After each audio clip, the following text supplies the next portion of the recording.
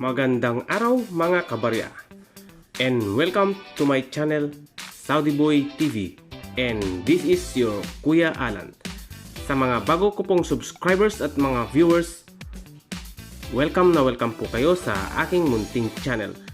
Sa aking mga senior citizens na viewers at silent viewers, maraming salamat po sa walang sawang panunood at pagsubaybay ng aking mga videos. Nagpapasalamat po ako sa inyong lahat dahil umabot na po tayo sa 3,000 subscribers. Yan. Maraming salamat po sa mga bago kong subscribers, sa mga nag-subscribe, at sa mga magsusubscribe pa lang. Maraming salamat po. Yan, inunahan ko na po kayo. Maraming salamat po sa inyong lahat. At kung bago ka naman po sa aking munting channel, ay huwag mong kalimutan i-like, mag-subscribe ka na at pindutin ang notification bell para updated ka palagi sa panibago kong video. About po ito sa old coins, common coins, rare coins, foreign coins at sa mga banknotes. At kung gusto mo naman pong magpa-shoutout ay mag-comment ka lamang po sa comment section para sa susunod kong video ay maisama ka sa shoutout. Ang tatalakayin po natin ngayon guys ay itong barya ng United States na half dollar or Barber half dollar na may taong 1906D. Narito po ang features nito. Country, United States. Type, Standard Circulation Coin. Years, 1892 to 1915. Value, half dollar. Currency, dollar, 1785 to date. Ang composition po nito ay silver, 0.900, weight 12.5 grams, diameter 30.6 mm, thickness 2.15 mm. Ang shape niya po ay round, orientation, coin alignment. References, KM number 116.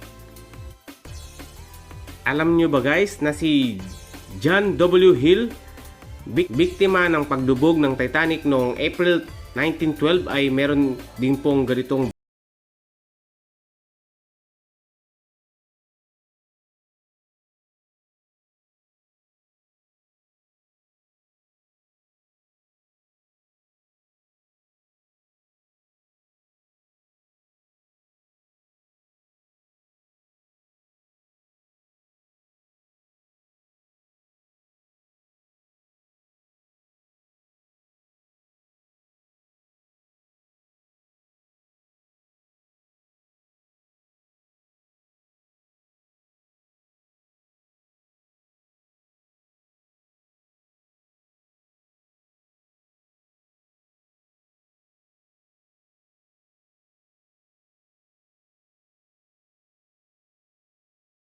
Liberty to write, date below. Lettering, In God We Trust. B. 1906.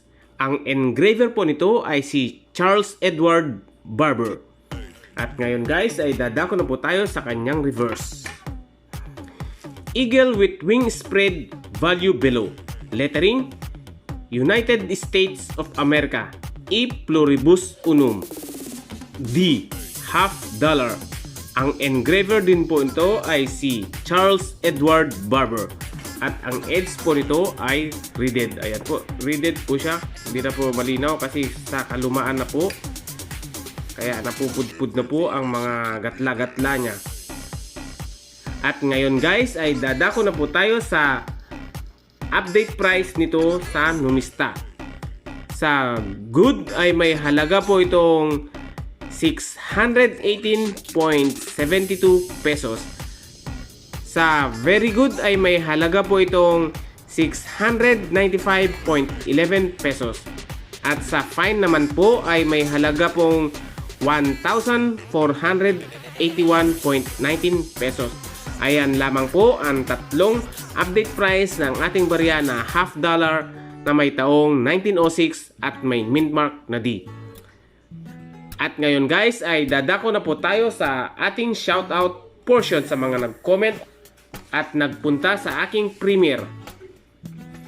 Mega shoutout po kay OFW Coin Collector, Yushu Alerx, Renzi, Cute Rich PH, Cory Bisdak, May Chifres UK Vlog, Shanoboy 8210 TV, Beth Logan, Gary, Jerry Valduesa, Ronald Halbuena, Christine Telly, Ren Gaming Official, Stella Amore and Friends, Marino Ngala Official, Greg A. Ahero, Mario Victorio Coins, at sa aming team na Team Alliance at Team Milka and Whitey Friends.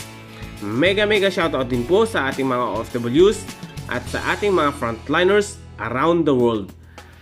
Ayan po, maraming salamat po ulit dahil nasa 3,000 subscribers na po tayo. Yeah! Go lang ng go, guys! Ayan guys, hanggang dito na lamang po ang konting impormasyon at update price ng ating barya na $half na may taong 1906 at may mint mark na D.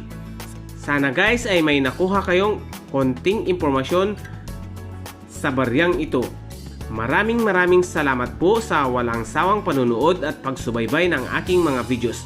Huwag nyo na rin pong kalimutan i-like ang videong ito para lahat ay masaya. Maraming salamat po. Hanggang sa muli, mag-ingat po kayong palagi. God bless.